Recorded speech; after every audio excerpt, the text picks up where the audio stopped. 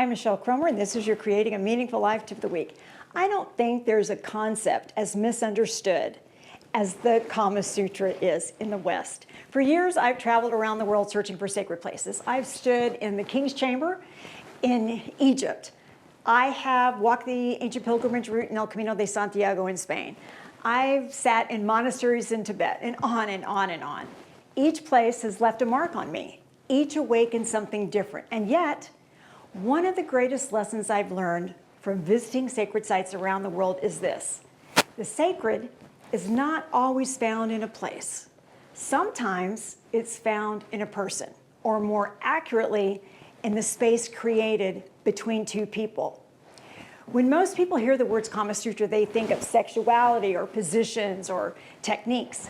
Yet, in my studies in India, I discovered that the original teachings were part of a much larger philosophy about conscious living and emotional connection and beauty and awareness and presence. The goal was never simply physical pleasure. It was connection. Not only connection to another person, but a connection to oneself, to awareness, and to life itself. Ancient wisdom traditions understood something that modern culture often forgets.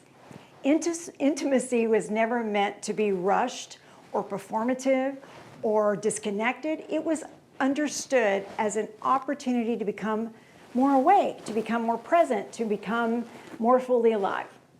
What fascinates me is how this mirrors the experience of visiting a sacred site. When we enter a cathedral or walk a pilgrimage route or sit in a monastery or stand before ancient ruins, something begins to happen.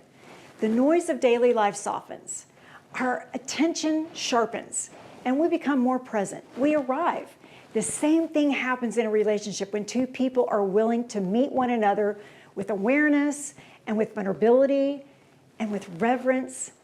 The space between them changes. Something sacred emerges, not because of where they are, not because of what they're doing, but because of how deeply they have arrived. They've arrived fully present. They've arrived fully seen, and they've arrived fully known. We live in a world that encourages speed over performance, and presence over authenticity, and distraction over awareness. Sacred sites around the world teach us that certain places can awaken something within us. Perhaps relationships can do the same. Perhaps the sacred is not only something we travel to find, perhaps sometimes it's created between two people willing to meet each other fully.